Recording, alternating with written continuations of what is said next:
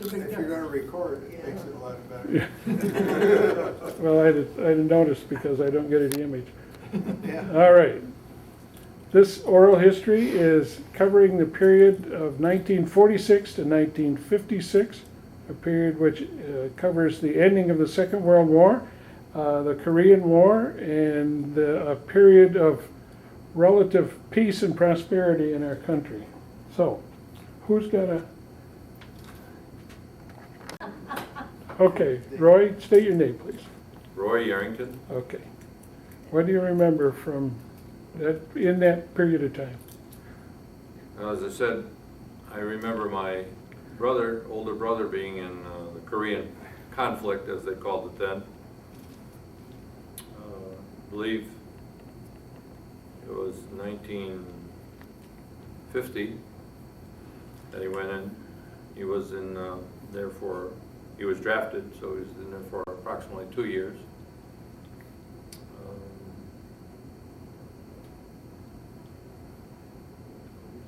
Remember getting letters from him from time to time about how the conditions were in the country that he was fighting in, and how he had to bunk down in foxholes, as he called them.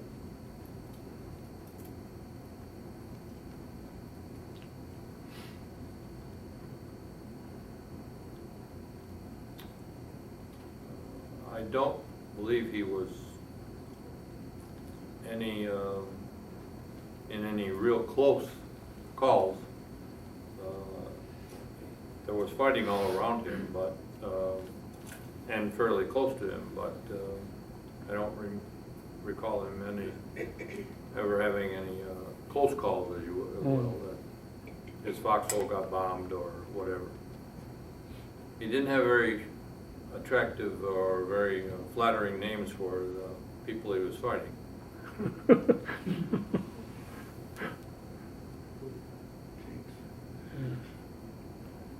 No, I really don't remember the term he used.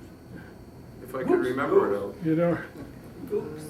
maybe gooks, yeah. Gooks and chinks. No, he didn't. I don't think he called them chinks. Gooks was a common term. Okay. That's about all. You know, I don't remember too much. I think he came home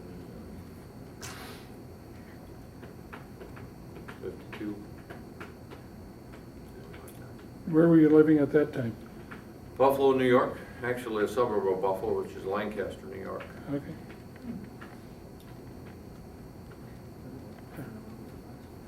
But he was, Buffalo would have been, and he would have gone to wherever his training was by train, which left from Buffalo. I don't remember going with him to the train station when he, when he went into the service.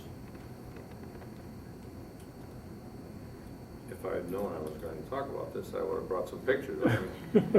I have some pictures of him in his uniform and so on outside his tent.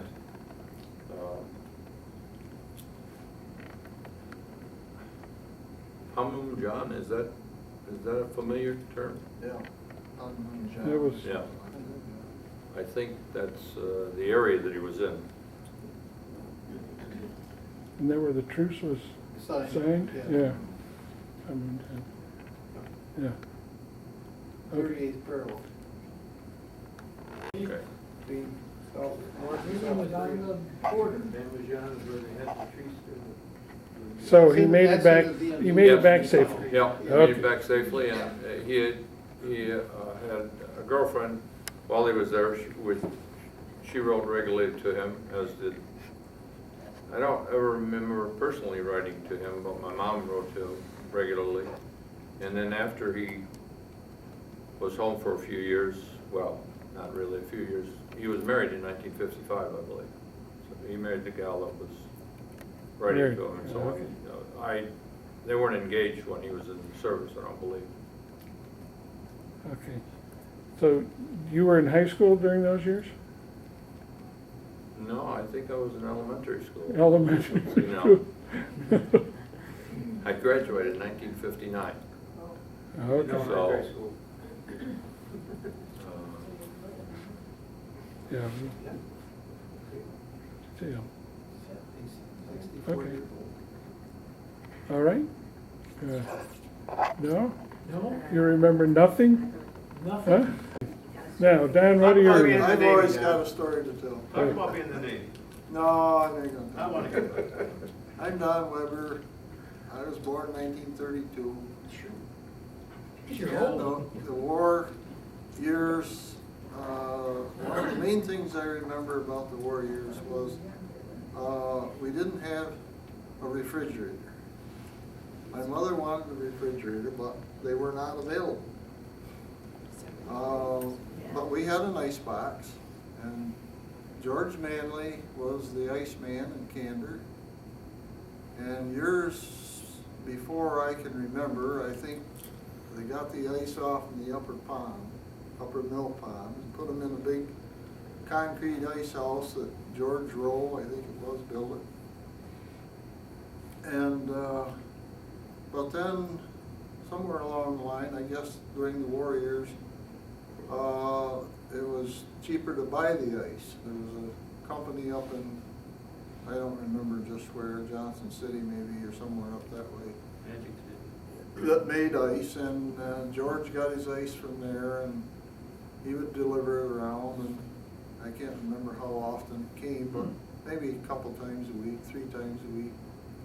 The ice box was out on the side porch, and then came the end of the war, and Ken Wolf was an electrician, and he also sold appliances, General Electric appliances, stoves, and later freezers, I guess, and he had refrigerators, lo and behold. And we got a refrigerator. Well, that was a big deal. And I can remember to this day, the day he brought it, set it up there, and he told us how to work it and so on. All about it, and we plugged it in, and it hummed and worked. And well, it went on, I don't know, a day or so. And every time we would open up the door, close it, we would hear this funny noise. It was kind of a whistling sound. And I was about, 15 years old, I guess. And 14. And, or 15, yeah, I guess about 15, 16, no, 14. What's 42, 42, I'm a number guy. 42, I was 14. And I was quite observant, and I looking at the thing over, and I saw this hole in the gasket that goes around the door. And when the door would close, sure enough, there was this sound right there by that hole. And I told Mom about it. So I says, I'll fix that. So I got some adhesive tape and put over the hole. And well, that stopped the noise all right. But the next time we closed the door, we couldn't get it open. And that was a lesson in physics I never forgot. You open the door on the refrigerator, and the cold air inside absorbs the warm air from the outside and cools it, and it shrinks. That's my story. Okay, Once upon a time. 46 to 56. 46 to 56, Yeah. Herb Doherty. 1946, I would have been 6 years old, so in 1956, I would have been 16. I don't remember too much about the late 40s, to tell you the honest truth. We were poor, I remember that. But beyond that, some dates in the 50s that stick out were 1951, October of 1951, my grandmother on my father's side died. And it was the first family death that I remember. I was 11 years old. It was October 1951. And I guess maybe that's why it stayed with me, because it was the first person in our family that had passed away that I knew of. And then in 1954, we got our first indoor toilet. I remember that. That was a big deal to have an indoor toilet, 1954.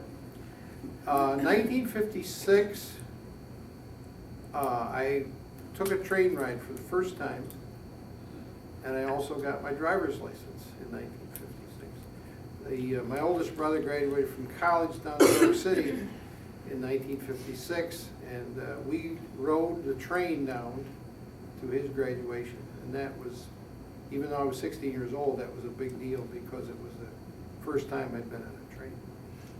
You remember where we went, down there where we stayed and what we went to? Well, we went to Radio City. Right. We stayed with my uncle's sister. My uncle Ernest Dunn, who lived in Newark Valley. His sister lived out in New York somewhere, I don't know where.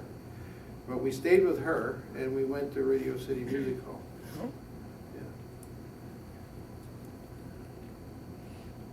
That's my Well, story, and I'm sticking. what was the year of our house fire? What? The year of our house fire?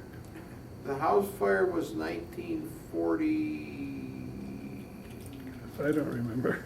It was in that, we found it in the Scrapbooks. scrapbooks. Yeah. It was 44, I believe. I think it was 44. Should have written that down. 43 or 44.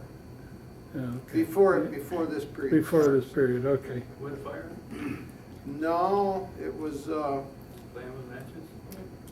no, we got our water from a spring, but we had a pump, an old piston pump in the house. And of course, the cellar was, I think it was colder in the cellar than it was outside, old stone walls or whatever.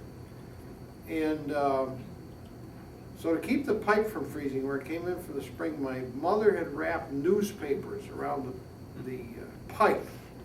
And then she put a light bulb there to add some extra heat. Well, the light bulb set the newspapers on Newspaper fire. and hay, yeah. Yeah, there was hay down there Hay, too, that's yeah. right. There was hay stuffed in the holes, I guess, to try to keep the cold out. And so the house got afire. That's my story, and I'm sticking to it.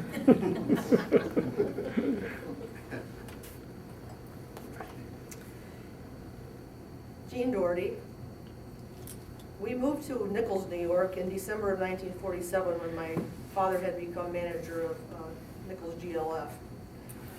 One of the remembrances I have of a few years past that is my friend, 2 houses up, his family got a television. First television in the neighborhood. Used to go there every night, Monday through Friday, to watch TV Ranch Club with Bill Parker. Thought that was a great thing, and as we got a little bit older, we went up and appeared on TV Ranch Club with the Girl Scouts, I believe it was. Our family got our TV in 1952. I don't know what the month was, maybe somebody here does, but it was just before the coronation of Queen Elizabeth II, because I remember that's one of the first things we watched on TV. Well, the anniversary of that just passed, Yes, so it must have did. been, It was 1952, but I don't remember must the have been month. September, October. Another thing in the 50s, middle school, high school, hardly anybody had their own car then, and so we depended upon parents to take us, and roller skating was the big thing. So Friday and Saturday night, go to Tioga Center to the roller rink. One night we were over there and a hurricane came, and so I remember, we had to leave. Roller skating was called off, but roller skating then was a big thing Mm-hmm. for people. Yeah, it Probably was. was Hurricane Hazel. Must, Right? yeah, must have been 53 or Just gave me 4. something to talk about. 52. Yeah. Howard, Yeah, Howard Weber. I have a few different things that I can remember at that time. We lived in half a house on Main Street. The house is owned by Sim Sawyer, and it's the one that Harold Wright had last. It's sort of an abandoned looking thing now.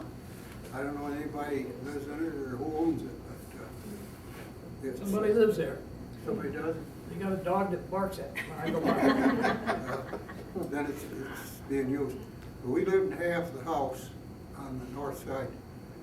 And we paid $12 a month rent.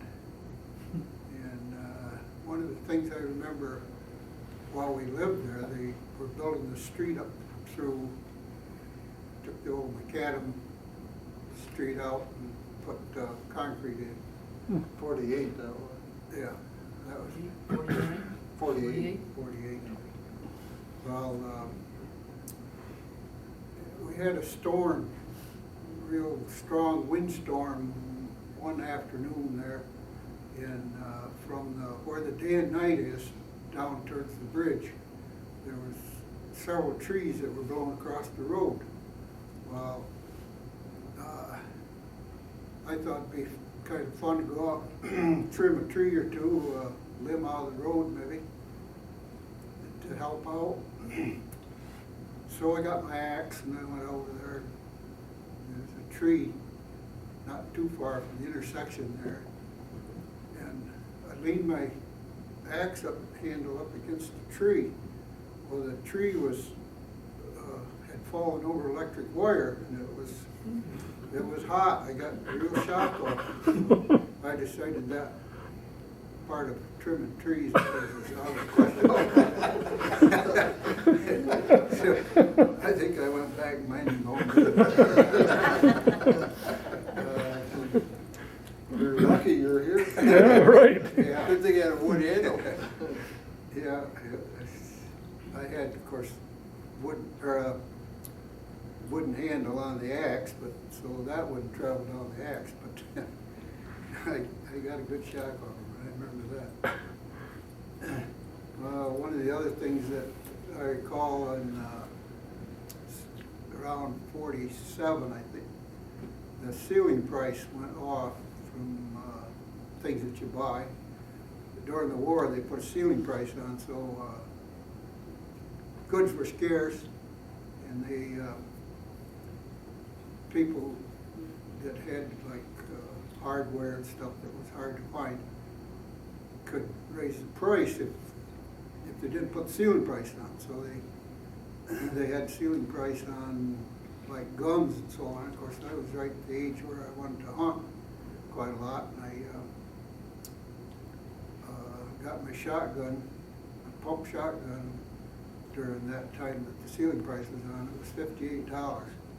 The same guns sell for probably $230 now, like the one I got at that time. And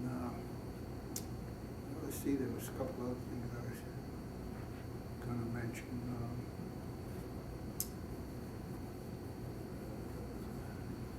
Well, you can come back to me if you have time. I might think of something else. Okay.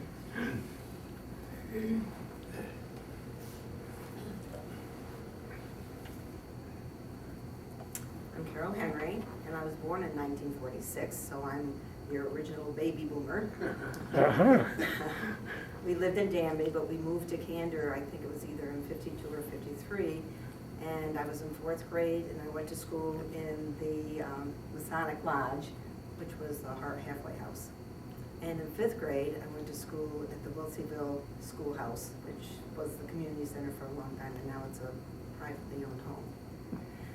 But some of the things that I remembered, we didn't realize we were poor, but we were poor. But our weekends in the summer were spent with the entire family. My mother and her 2 sisters and their kids, and my mom's, she had 5. We would go and we'd pick wild berries. We would spend the entire day picking wild strawberries. And if anybody has ever done that, you know how small they are. Well, then we had to come home and hull them and clean them to make jams and jellies. And we did that every weekend. No matter what berry was in season, we did raspberries and wild cherries even, black apps and blackberries and grapes. We would do wild grapes even. And so that's how our summers were spent. In the meantime, my father was before we moved over, my father was building the house that they still live in. on Dry Brook Road.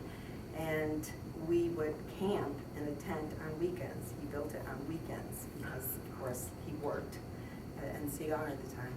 And so that was great fun for us kids, even though it was really hard for them because there was no electricity up that road at the time. Mrs. Lore, who lived next door to us, didn't have any electricity, and so there was a big fight to get electricity up our road. And with 5 of us kids, I think it finally came over from Wilder side on what used to be Snyder Station Road, which is now West Canyon Road. I think it came over from that way because Cummings, who lived on the corner, would not allow it to come up the road. So there was quite a fight for that for some time. The other thing I remember, and I'm sure most of you do too, is the winters were very hard. We had a lot of snow. We had a lot of school days. And that was great fun for us kids because the roads would be closed and there was no thought of sending a plow out. I'm not even sure what they had for plows then. I was too young. But anyway, we would toboggan on the roads and sleigh ride on the roads for hours.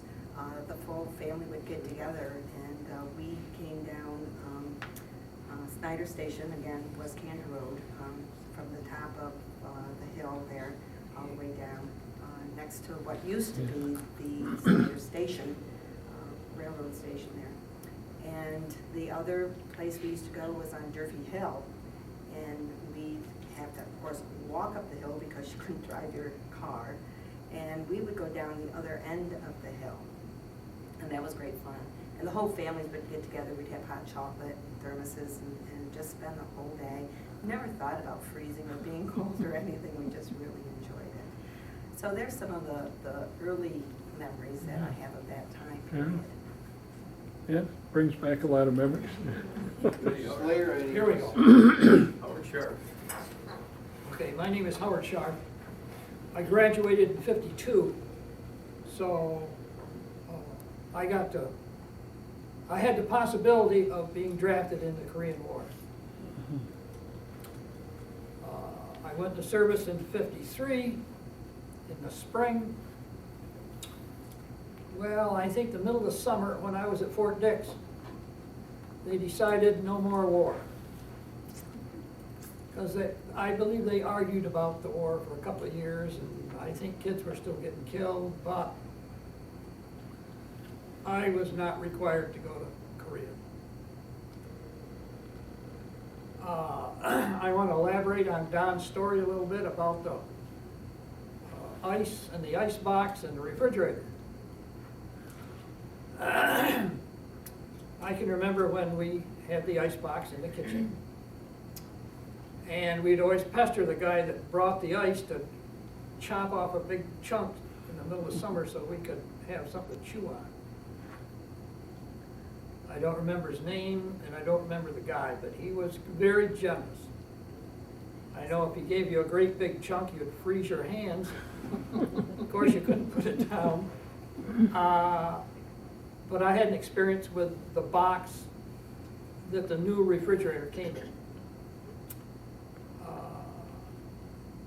My mother worked in a glove factory, so the house was locked up when I came home. So I had to reach up on the windowsill to get the key to get in the house.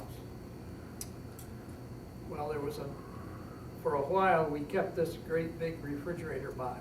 So I had to climb up on the box to reach over to get the key. And I remember one time I got off balance, or somehow the box tipped over, flipped me off the porch, and I fell in a pile of snow. And I felt quite fortunate that I didn't get hurt. I was surprised that I didn't get hurt. And one more story. C. Arthur Beebe. He, being a political man in the printing business, he got a certain amount of job printing from the courthouse.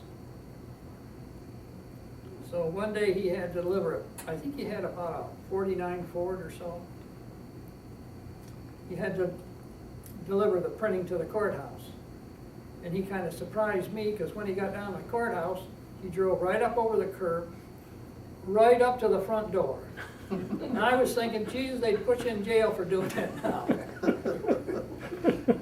Because there's 2 or 3 policemen in there guarding the courthouse.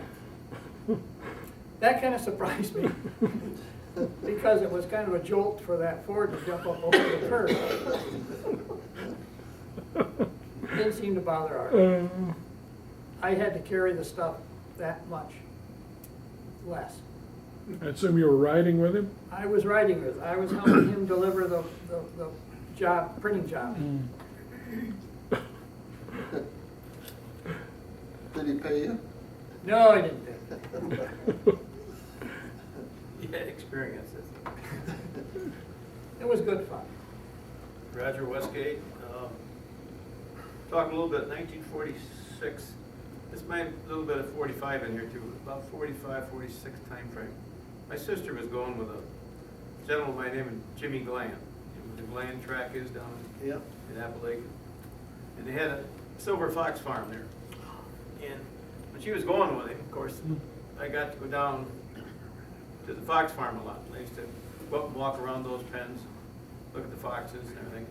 I remember they were black silver fox at the time. And he had just gotten, Jimmy had just gotten, tried to volunteer to go in the United States Army.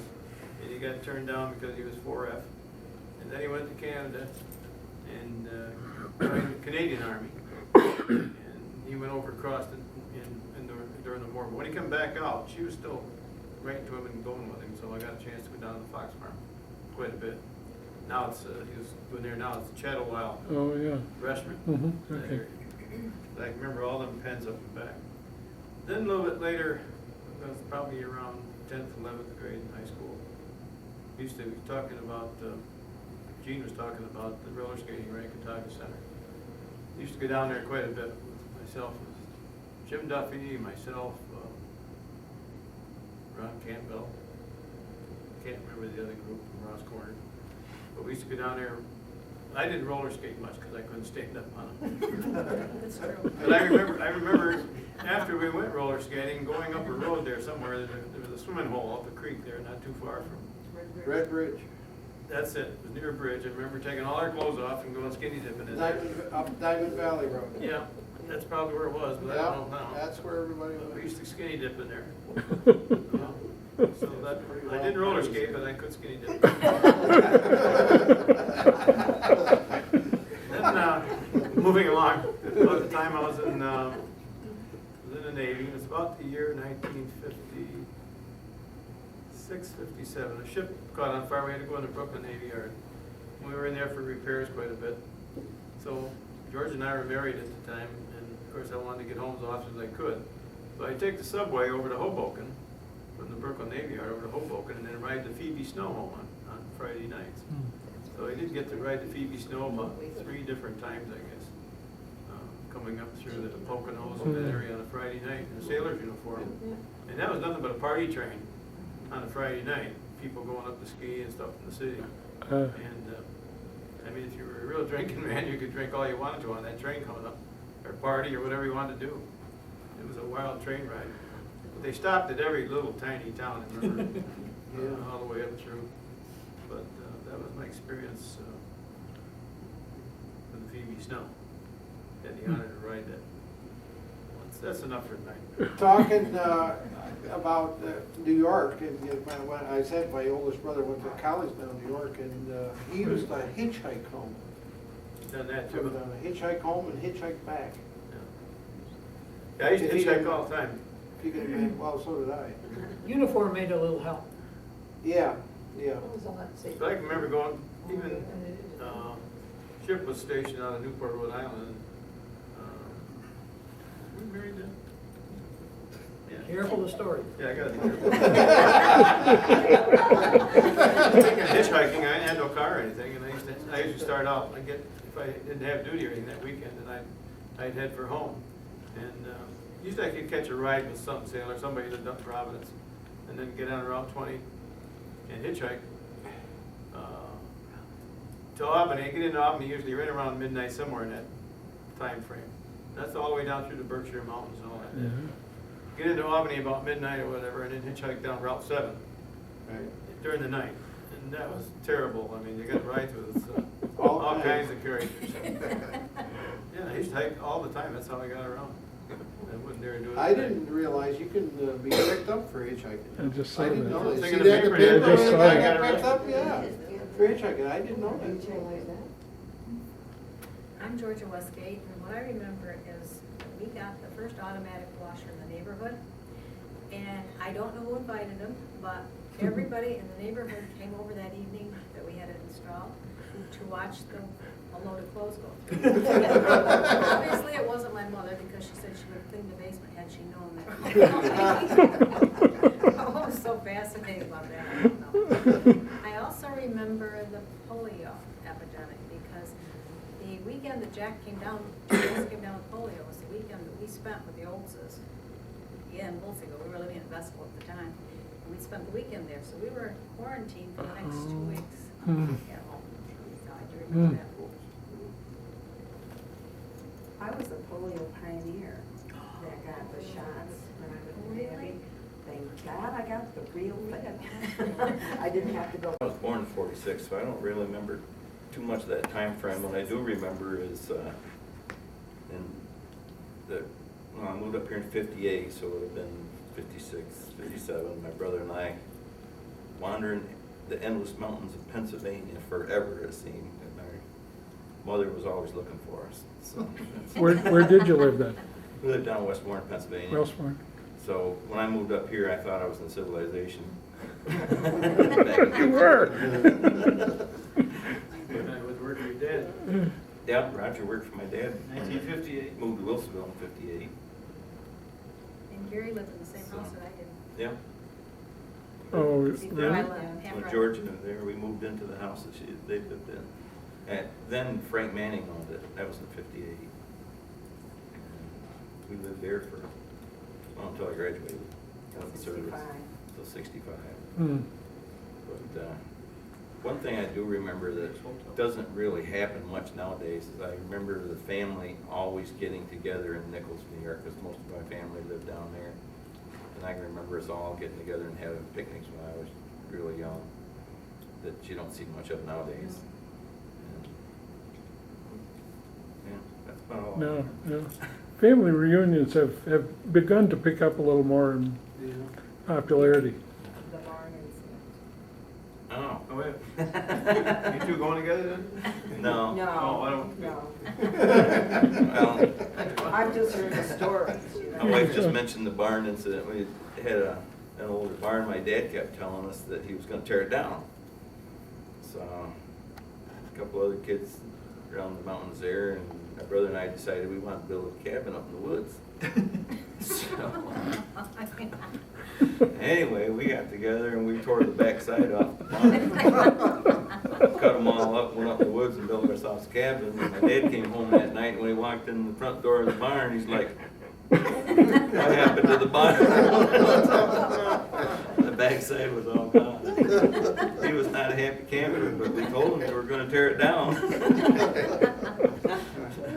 So we took him serious, tore it down. One other thing that comes to mind, my dad had it was a Ford of some kind, a really old Ford that we used to go down to Nichols in, and I remember sitting in the back seat of it, and all of a sudden the back end of it dropped down, and the sparks started flying, and I remember looking out the window and seeing the tire going over the bank. And we got it off the road. It was right by a farmer there, and he come down, and my dad and him went down. They were quite a while down the woods trying to find the tire. And they came back up, and whatever held it on wasn't too far from the car back of us. And anyway, a couple of the farmers grabbed the hold of the rear end of the car and picked it up. They slid the tire around, and put that thing back on, and away we went. You wouldn't be doing that nowadays. That's all. Is it still on? Yes, it is Well- recordable. Yeah. I think it was the early 50s. Dad had a 46 Ford, and the thing used to vapor lock once in a while. And we went down to Newtown Battlefield. And I remember back in those days, you know, if you went to Binghamton, that was a big deal. And we'd never been to, well, we'd been to Elmira because he had an aunt lived down there. But we went to Newtown Battlefield and went to leave, and of course the car wouldn't start. because it was vapor locked. And I don't remember why, but I was embarrassed. Because the hood was up on the car and we're standing around there waiting for the car to cool off or whatever you did with them so we could get, and I remember being embarrassed that our car wouldn't start. That's it? Funny? That's it, yeah. Embarrassing. Speaking about the old Ford. Well, I don't, maybe, I don't know if I ought to tell this story. You don't forget, it's gonna be on forever. Yeah, I know. 15 years anyway. I wish Ron Doherty was here. He'd appreciate this, but, I don't know how old Ron would have been then. This would have been in the, He graduated in 52. no, he graduated in 50. 50, yeah, 50. before me. 50. This would have been in the early 50s, I'm not sure, probably 52, 53, somewhere along in there. But anyway, he used to come up to Cantor to play basketball. He and Doug and Dave Fessenden and Marvin Kilpatrick and Dave Doan and guys, I don't know who else was there, but guys used to play basketball in high school. And I used to tag along, just, for whatever reason. Well, this one time they'd been up there playing basketball. They decided they were gonna go down to Brush and Pallet and have a little liquid refreshment after the basketball. Well,